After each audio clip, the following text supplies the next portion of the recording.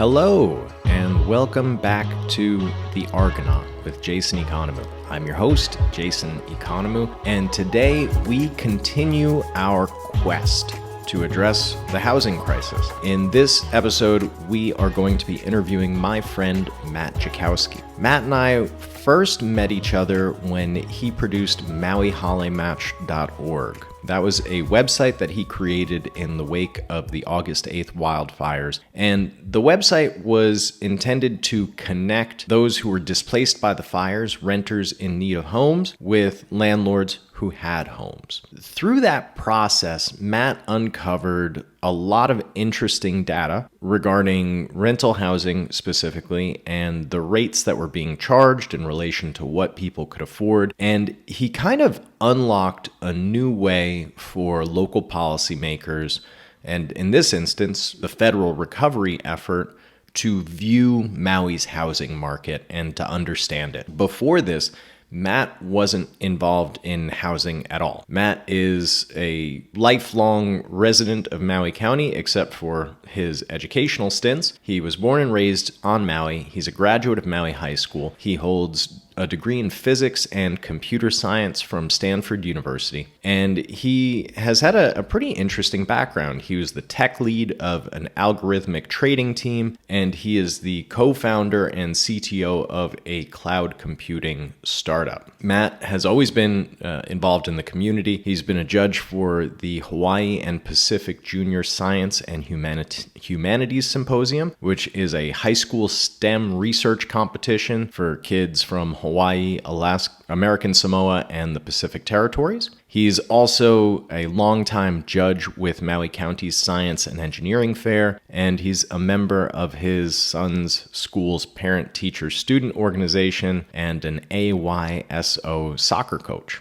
Matt loves surfing, foiling, diving, and he loves Maui, his home. He's a proud husband, and a proud father of 2 young children. After starting Maui Hale Match, which is a 100% volunteer effort that he pays all the costs for out of pocket, which you can still check out. That was supported by Maui Rapid Response. The website continues to add a few new landlords every week, and if you have a property that is in Maui County that you would like to let people know is available for rental, please visit MauiHaleMatch.org. Through the data that he collected, he realized that the big barrier here to housing folks has been primarily financial. Now, he's gonna get into it, and he'll reveal in this episode that there actually are enough units, technically, enough housing units to meet our needs here in Maui County. They just aren't the units that were designed for long-term residents. They're vacation rentals. And so a lot of what Matt has been doing is trying to figure out how to bridge that gap and how to make it economically viable for vacation rental owners to help house Maui fire victims. This effort overall led to Matt joining the Council for Native Hawaiian Advancement to help build helpingmaui.org, which is a website that you can go to and check out the programs, the housing efforts for displaced residents that are being supported by the Council for Native Hawaiian Advancement, the American Red Cross, Hawaii Community Foundation, the County of Maui, and the state of Hawaii. I got to work with Matt and the Council for Native Hawaiian Advancement a little bit at the start of these efforts, and I can tell you it is incredible, but they're not as successful as they really should be, and it's through no fault of their own. Their program is great. They have tried everything they can to get property owners to rent out their units to displaced residents. But greed kind of plays a role in this whole thing. Enjoy this conversation. It gets into some issues regarding tourism that are definitely relevant to the housing issue, both in Maui County and really everywhere else. And we're going to explore those further in other episodes. But for this episode, just enjoy. And if you like the episode, if you don't like the episode, if you have questions to follow up with the episode, please check out the links in our bio. There's going to be a website there and an email address, and you can go ahead and email me any of your comments, and we'll try and address those. But for now, enjoy the interview. Well, Matt, thank you for joining me today. This is actually the first official interview I am conducting as the host of The Argonaut. So, welcome. Thank you. Happy to be here. Now, to get started, I did an intro for you at the beginning, but can you just tell the audience real quickly who you are and why you care about the housing issue? I grew up on Maui. I'm a proud public school graduate, Maui High School. Now I'm back here with my family. I have two young kids. Maui's changing. It's been changing before my very eyes. There were some trends that were already happening, and then the fires happened, and just our housing crisis that already existed just accelerated, and it got way worse. Prior to this, I didn't have a particular specific interest in housing. Kind of in the aftermath of the fire, I just wanted to help. And because my background is in computer programming and data analysis, I started looking at data, and housing and housing data became one of the most salient things to look at. And that's kind of the direction I got pulled in. Excellent. Let's take a big old step back, and I want to ask you about growing up on Maui. You are part of a sadly dwindling number of Maui-born folks, particularly Native Hawaiian Maui-born folks, who are still on the island after growing up, who are making careers here and trying to raise the next generation of your family here. And I want to know what it was like for you growing up on Maui. Growing up here, I think probably like many places, you don't appreciate what a special place this is until you actually leave. But now, as an adult looking back, I can appreciate that this was a great place to grow up. You're surrounded by nature. You can always be outside. It's ethnically diverse, which is really awesome. I've had the opportunity as an adult to live in some other places, including Northern California and Chicago, and just there's no place like Hawaii, and I knew I always wanted to come back. One of the big ways it's changed I've seen is just that there's neighborhoods that used to have different feelings. I grew up in Pukalani, which has a bunch of residential homes. It's a really great local neighborhood. And when I grew up, those homes were occupied, by they're single family homes, and they're occupied by single families. And now as an adult, I'm back and I see many of those homes. In fact, maybe even most of those homes have been sliced and diced and are now housing like 2 or 3 families. Some of my friends I grew up with are living in the same homes they grew up in, just like sharing that space with their parents. So just, the options are dwindling for the people who grew up here and have more modest incomes to be able to afford to live here. What were your expectations as like a young man? Did you think that you would be able to maybe buy a house here someday or afford a house? Well, I think like most young men, most young people, you kind of just assume you could do whatever you want to do. So I know when I left for college, it was always my plan to come back. I really loved it in Hawaii. Uh, Growing up, yeah, I just never questioned that it would be doable. My particular skills, being a computer programmer, a software developer, are in pretty high demand, and the salaries are pretty good. So I can afford to be back here. But I am cognizant of the fact that that's not the position that actually most of my classmates and peers that I grew up with are in. Many of them have left and probably won't come back. They're either on Oahu or on the continent. And then the ones that are here, it's not easy for most of them to afford it. And just for a little bit of context for our audience here, I just want to reference on Maui, the median home price right now is 1.2 million, maybe a little bit above 1.2 million. It has raised over 100% over the past 5 years or so. I think when I first got here back, about 7, 8 years ago, median home price was half of what it is now, and that's just nuts. A condo, the median price for a condo, a multifamily unit, is going to run you upwards of 800,000, close to 900,000, based on the realtor's statistics. So you, though, have really been focusing on rents. What does the rental picture look like for Maui County? For one of your classmates, if they're looking for a 2 bedroom spot to rent, what are they looking to pay? That's a good question. So, to be fair, I've only focused on these prices post fire. which is when, prices have certainly risen post fire. The sort of rents that people can afford are pretty close to HUD fair market value rents. The average family that wants a one bedroom to rent can pay about $1,700 a month. But if you look at Craigslist and just kind of take the median one bedroom price that's being offered across the island, you're looking at $2,200 a month. So that's like a $500 per month gap, which is huge. For two bedrooms, the median family can pay around $2,500 per month, and the median asking price on Craigslist and other sites like that is $3,500 a month. So that's a $1,000 per month difference. That really puts housing out of reach of most people. I don't even think I had realized that it got that bad. 3,500 for a two-bedroom house or apartment here.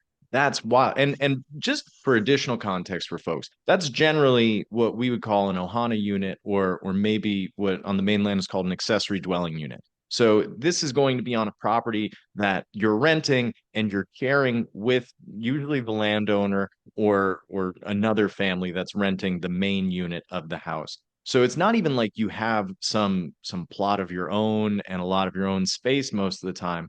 These are usually about 500 square feet, usually definitely under 1,000 square feet for a lot of these rentals. And you're paying $3,500 for a two-bedroom. That's pretty wild. It is. And, part of the reason why this happens is because of our housing supply. So if you look at the public property tax records, if you are an owner doing a long-term rental, you can qualify for lower property taxes. And that makes sense. So if you look at the property taxes and see how many properties are registered as long-term rentals for Maui County, last year, so pre-fire, there were only about 2,500 long-term rentals on Maui, according to the property tax records. That's not nearly enough for the number of people we have. I mean, just for context, right? The number of households that were displaced by the Lahaina fire, just Lahaina, was over 3,000 households. So you already had a housing crisis where we didn't have enough rental units. And then you immediately added 3,000 plus additional families who needed to find rental units. And our housing supply before the fire for rentals was just 2,500 units to begin with. So, it's not a good picture. Yeah, I think if I recall correctly, Maui did this comprehensive affordable housing plan a couple years back, and they were saying that we needed something like 5,000 units within 5 years and really 10,000 units overall. And you just mentioned that 3,000 additional families were displaced due to the wildfires that occurred on August 8th. I don't think we were making real headway on those 5,000 housing units to begin with, and now we're even further behind. What are the challenges that we're seeing to getting these units? Do you know? I mean, maybe you can go into it. Yeah, yeah. So again, with the caveat that I'm new to the housing space within the past few months, but what I see is that basically Maui has a huge number of short-term rentals that, and many of these short-term rentals, due to like the history of how Maui County developed, are in areas that are intended to be zoned residential. That's a major problem, right? I think compared to the other islands, Maui has more short-term rentals per capita than any other island. And just having so many units dedicated to short-term rentals means we have fewer units dedicated to long-term rentals, or even just residential housing, owner-occupied housing. But that being said, some of the other issues, because there's been a lot of talk about building in the wake of the fire, and that was even being just, that was kind of the main way to add units prior to the fire as well. The issue there is largely getting access to water, especially in places like West Maui and South Maui. Water is one of the biggest limiting factors for building. I think water is definitely probably the factor. And just to get a little more nuanced with that, I think it's a combination of both potable water and wastewater. A lot of people don't realize how big of a problem wastewater is. And I think it's one of those issues that's compounded by the fact that we're on an island and it's a relatively small landmass. You can't really dig easily in volcanic rock from what I understand. So it's difficult to do major infrastructure projects. So for a long time, we relied on cesspools, septic tanks, and sewage treatment plants that had injection wells. The problem with the cesspools is that they leach into the ground, and that ultimately gets into our groundwater. And if we don't have fresh groundwater, clean groundwater, then we don't have potable water. So that's one limiting factor with that. We know that septic tanks aren't ideal either, because those tend to have leakage or seepage sometimes. They fill up, you still need to pump them and do something with the wastewater. And on a lot of properties, they're difficult to install, maintain, or remove if need be, especially some of our older properties, like Mahalo, upcountry, where the house is pretty much on top of where the cesspool was and where you would need to put a septic tank. Everybody needs to convert to septic that has a cesspool by 2050, I think is the date, and Yeah, nobody's really that's right. making any headway on that. We do have sewer in some more densely populated areas, but that also takes sewage treatment plants. So just for context here in central Maui, I don't think anybody's going to really be able to build housing and connect it to our sewer system until like 2029, when we're expected to get a new sewage treatment plant. So that leaves these smaller treatment plants, what would be like a pocket wastewater treatment plant. But there was a Supreme Court case a couple years back that said we can't use injection wells. So if you're not using an injection well to shoot the water down into the ground and have it go back into your potable water supplies or into the reef, the reason we can't use the injection wells is because we found out that it was polluting the reefs and killing off the reef. So now we need to double our infrastructure to reuse the water that gets treated, which is a much smarter thing to do, because that's a resource that we're just letting go to waste if we're just shooting it into the ground and polluting the reefs. But when we don't have the money to really develop infrastructure for housing to begin with, adding infrastructure for wastewater reuse is a lot less appealing, because that's going to take the money that we would otherwise want to put towards housing. So just I wanted to add that in as a little extra flavor for the audience to understand just how complex this issue is. And then you nailed it, where West Maui in particular, they've had restrictions on water use because they just don't have as much access in their aquifers to fresh water, is my understanding. Yeah.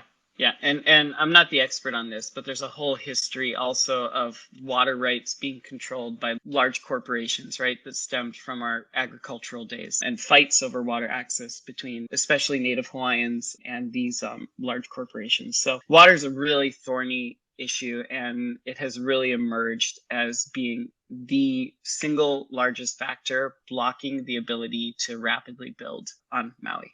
And I think there are a few other factors. The infrastructure factor, I mean, that plays into water. But when I say infrastructure, I mean the roadways, I mean the water, the electric, all of the stuff that you need to go to a house in order for a house to really be livable.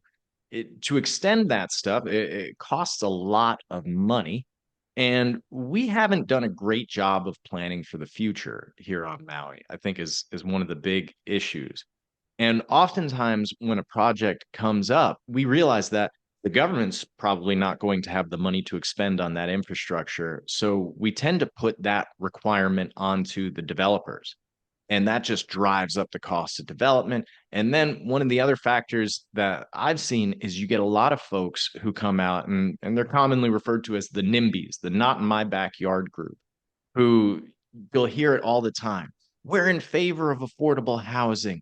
This is a good project, just not here, just not in this location. And then they have a slew of issues that often relate to either environment or infrastructure. Developing here, we don't have enough road space. It'll cause traffic. It'll be dangerous. It'll cause runoff, which are all reasonable concerns. But like you were talking about earlier, how many of your classmates, I mean, I know you don't have an actual number, but have a lot of them had to relocate? This is a multifaceted issue, right? Because there's a jobs issue too. A lot of them do live off island, whether it's on Oahu or on the continent.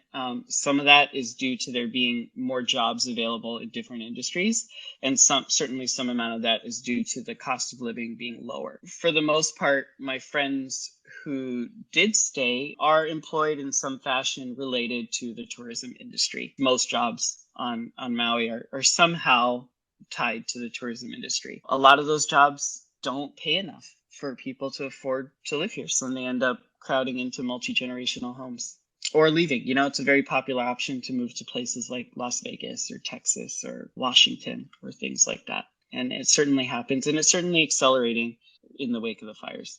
Is it more common now to see your friends or just, yeah, your friends and their families doubling up, tripling up, quadrupling up in homes than when you were a kid? Because I know that Maui has always had a culture of living multi-generational households. That's why we call accessory dwelling units Ohana units, because that's where your family can live and stay.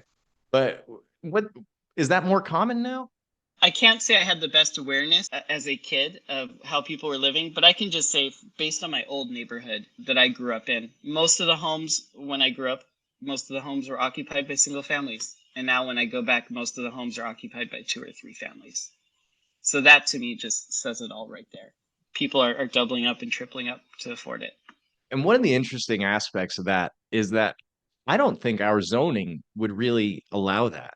I live in one of these older neighborhoods, and each lot is like 6,000 square feet. And according to Maui zoning regulations, you're allowed one house and one accessory dwelling unit on a lot that size. And I know plenty of houses that have way more than two units on them, and they got a lot of families living there. And that's I think that there's something beautiful about community working together and kind of shirking the rules that don't serve the community by making space for folks to continue living there. But it really infuriates me because clearly our regulations aren't working. Clearly, we don't want to enforce them because that's the only way we can keep our working class here by allowing that housing to exist. But you mentioned something before about the number of short-term rentals that we have here. So I want to take a big step back. Now, you mentioned before that you were not a housing guy. You weren't interested in the housing issue that much at all. You're a data guy. What got you into this housing world? Because you're kind of an important player right now in this recovery effort with your knowledge of housing. And so how did that happen?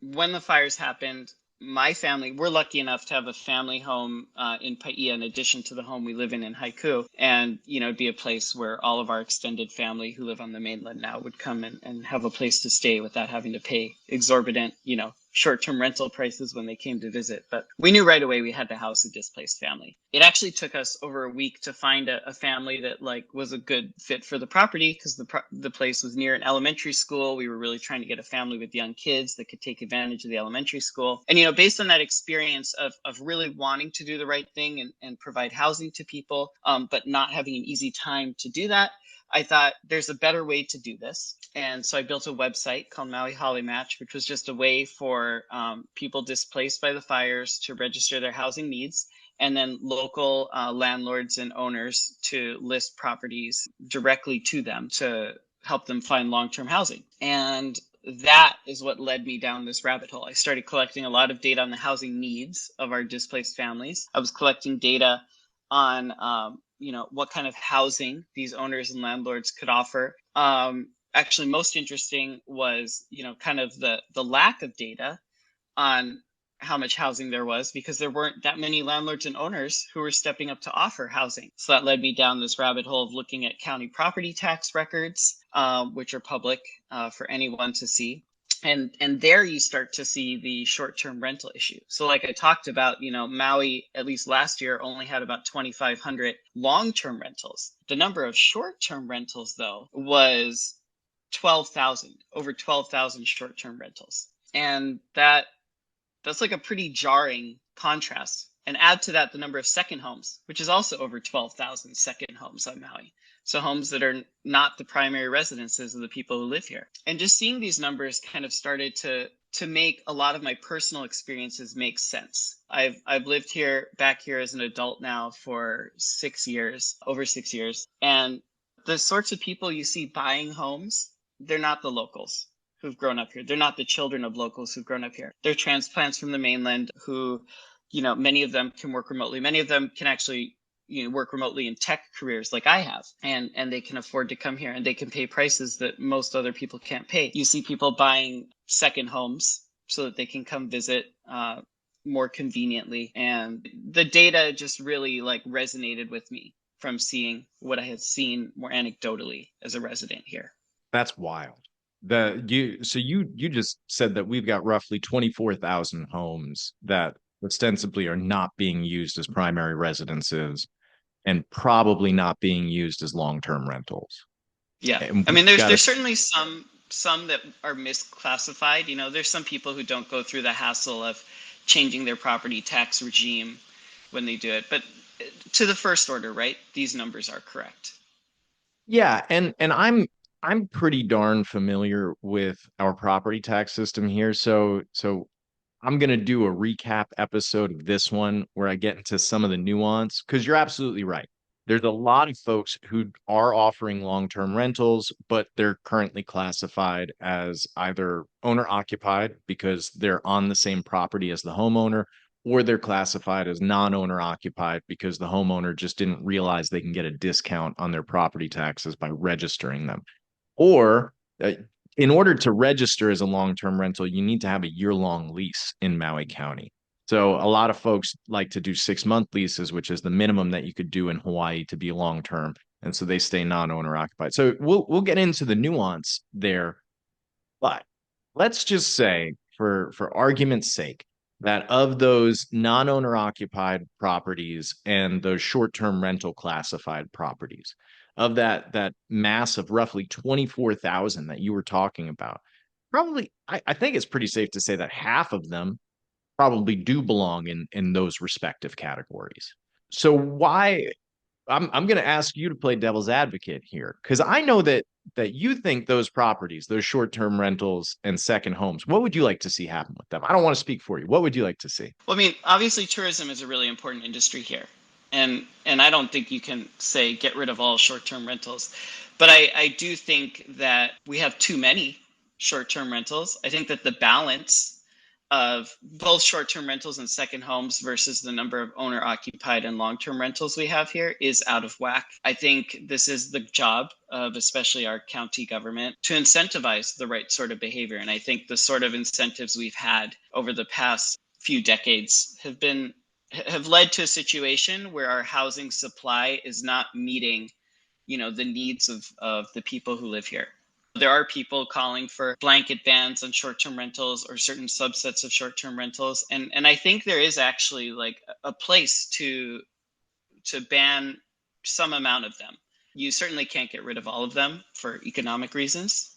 And then there's a whole legal thicket of issues, right? With this that I'm not an expert on because I'm not a lawyer, but the balance is out of whack.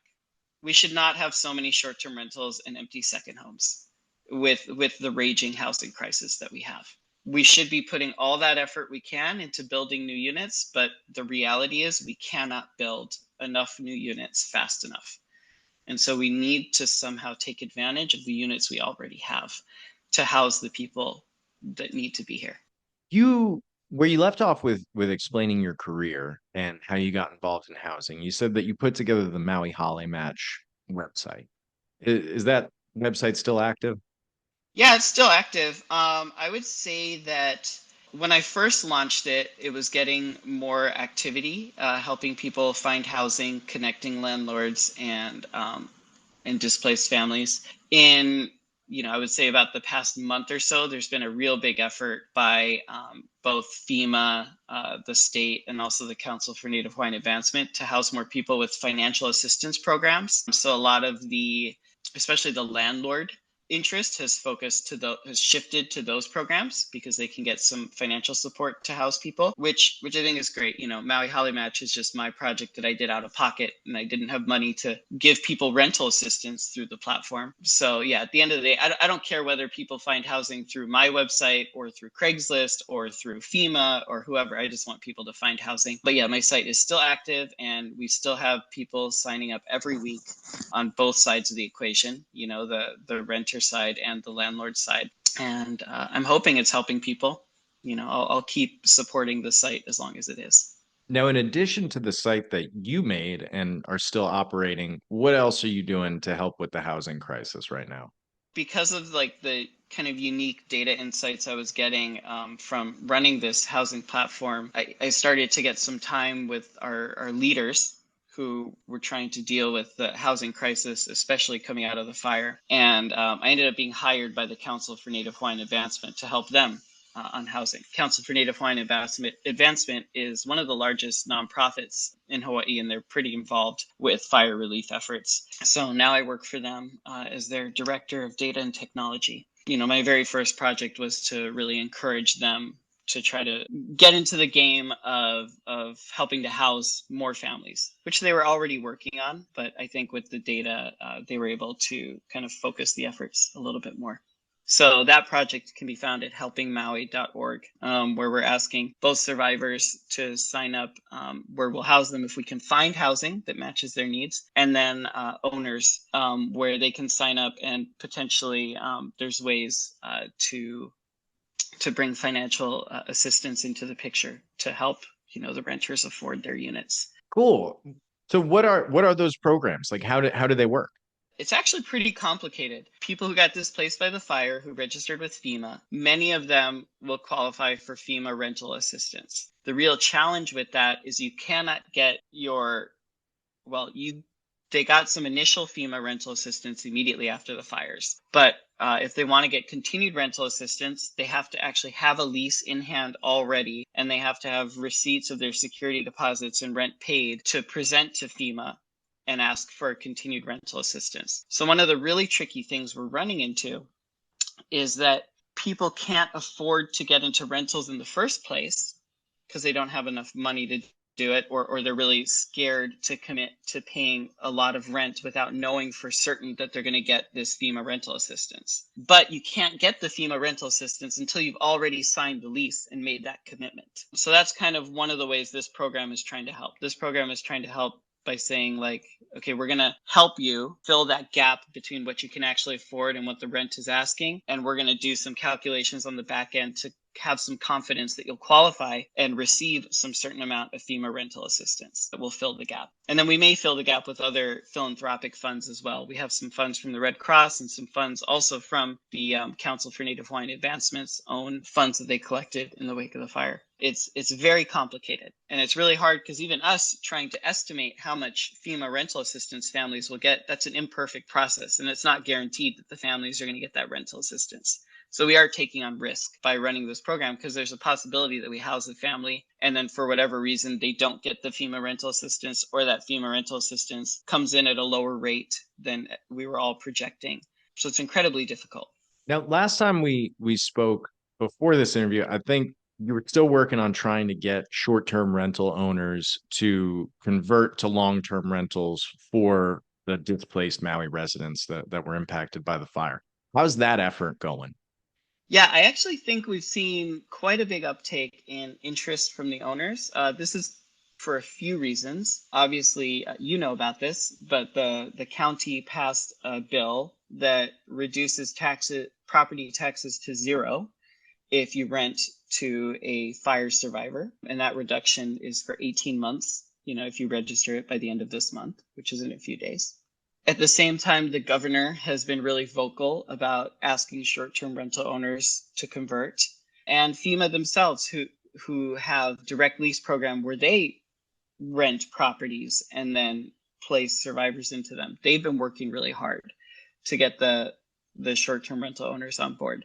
So yeah, we're seeing quite a few people step up and show interest. As before, the issue is still price. The prices, short-term rentals aren't meant to be affordable long-term rentals. Like Mm. they make a lot of money for their owners. When we're trying to convert them into long-term rentals, the rental prices we're looking at are just so high. And because of limited philanthropic dollars available, it's a real balancing act to choose the units that are at the right prices to make that money go as far as possible.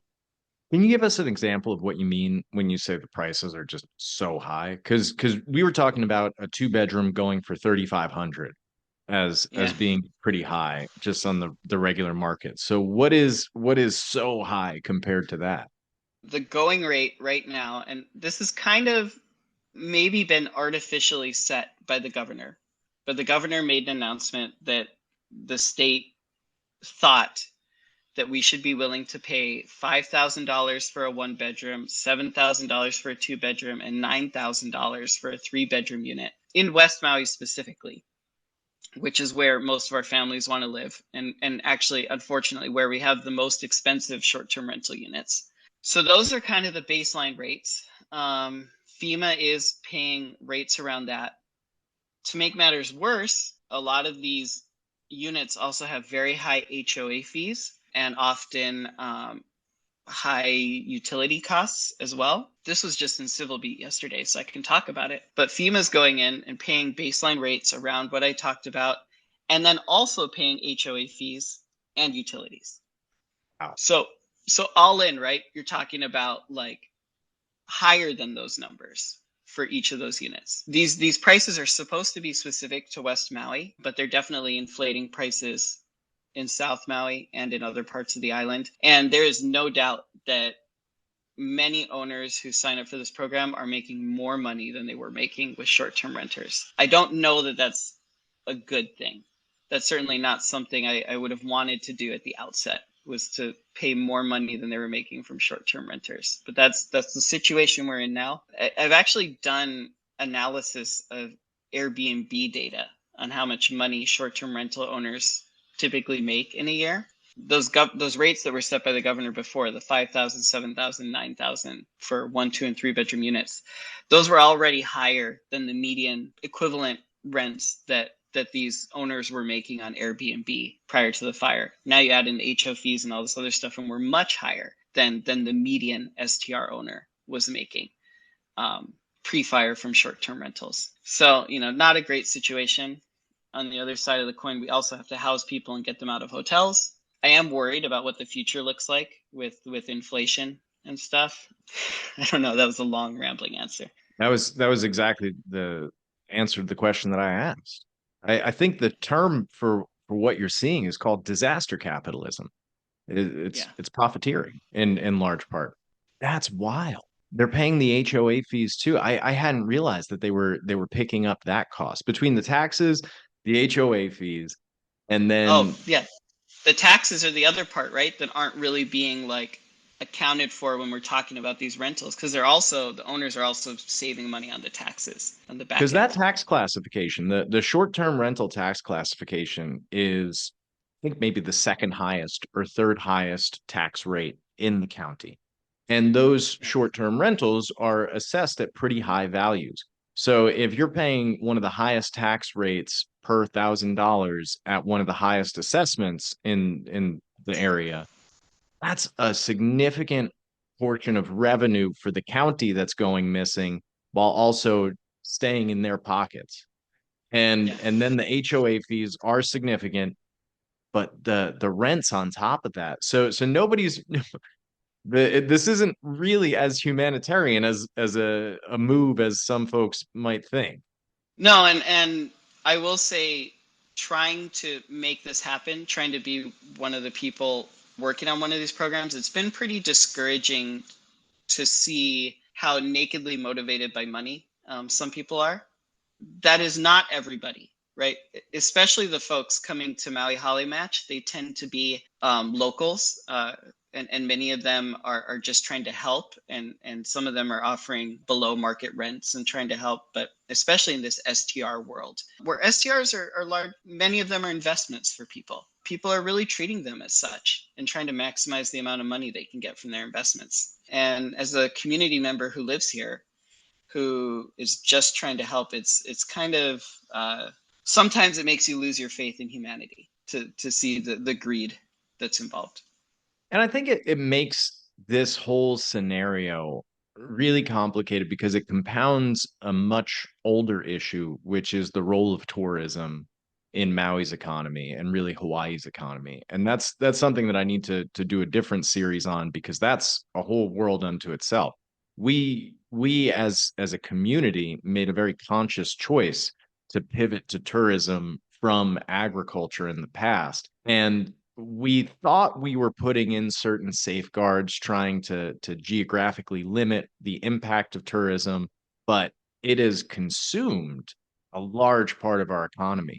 And from what you've explained, it's actually consumed a large part of our infrastructure and housing inventory.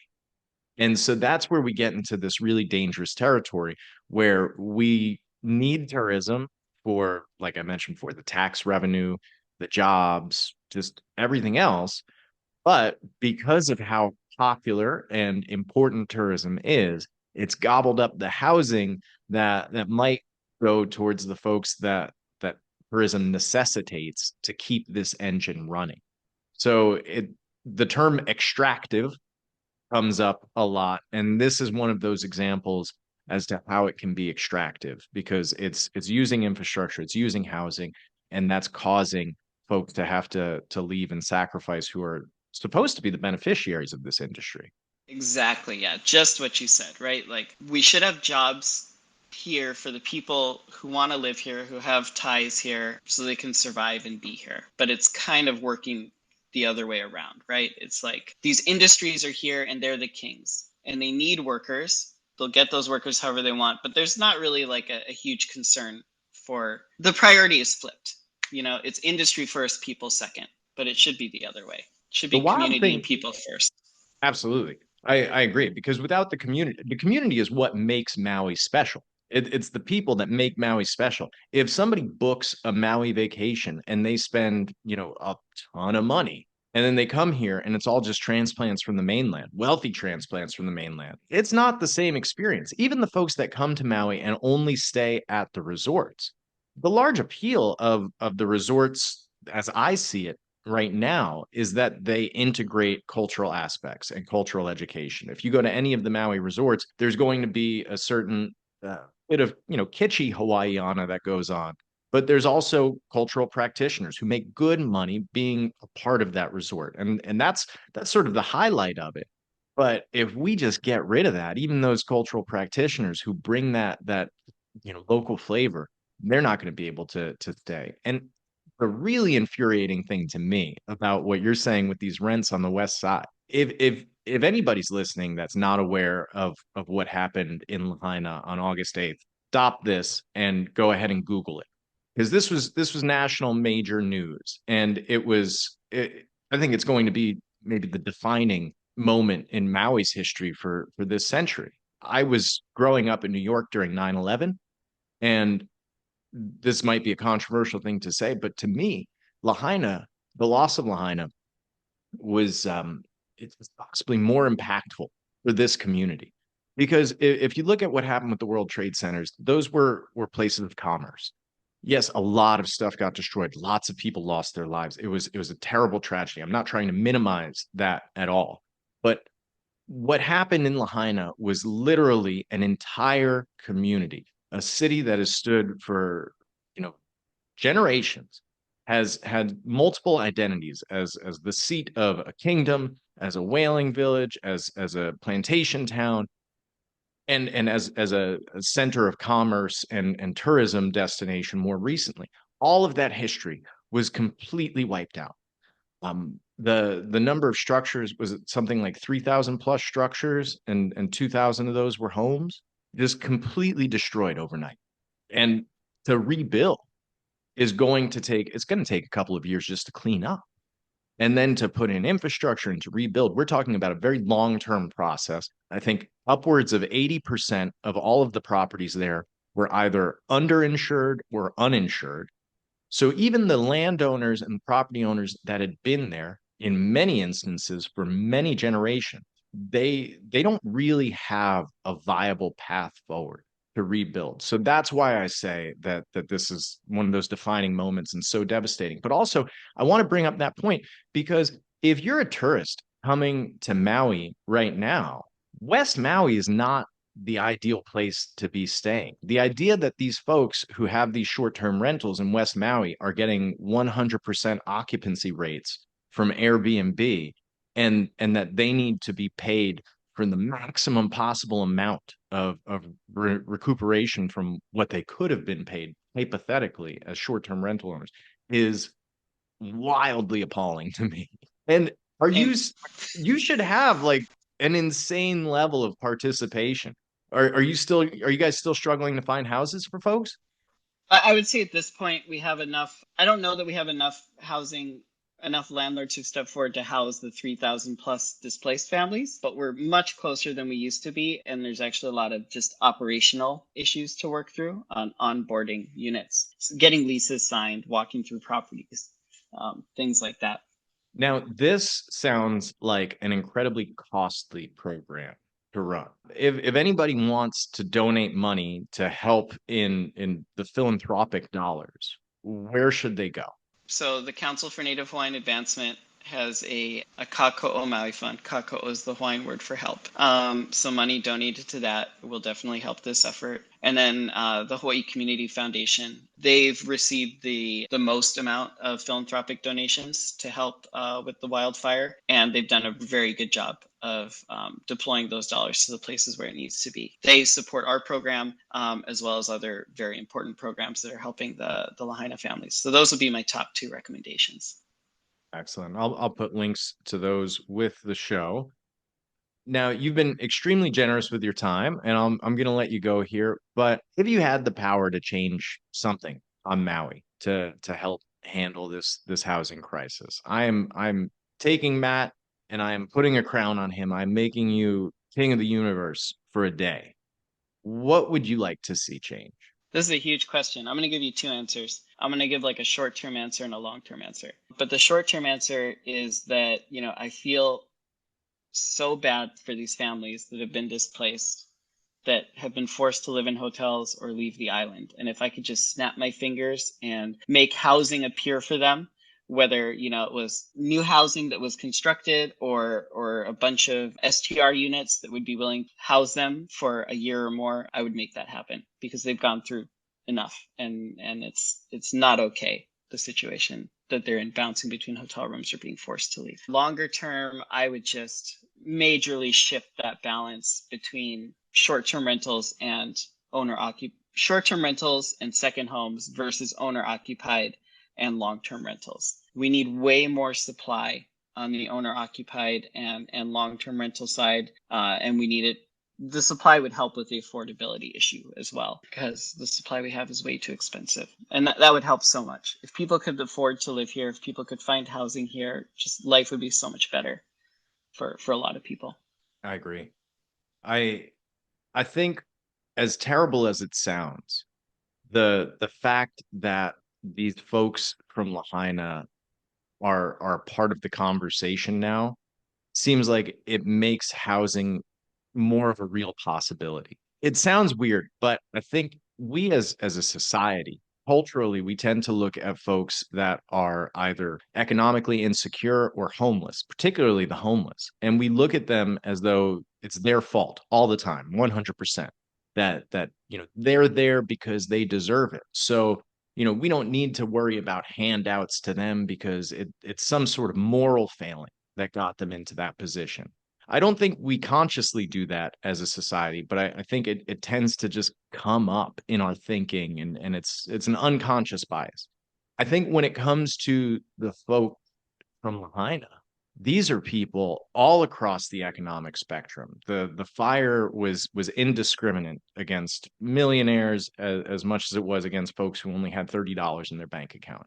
It wiped out everything. And there's so many folks that we all know that were directly impacted either by losing their housing or by losing their jobs, that it strips away a lot of this unconscious bias that we've convinced ourselves that we don't have to do anything because, oh, well, it's probably some moral failing that got these folks in this situation. That's gone. With these Lahaina folks, You can't say that. And I'm thankful that you can't say that, because I am so sick of that cop out.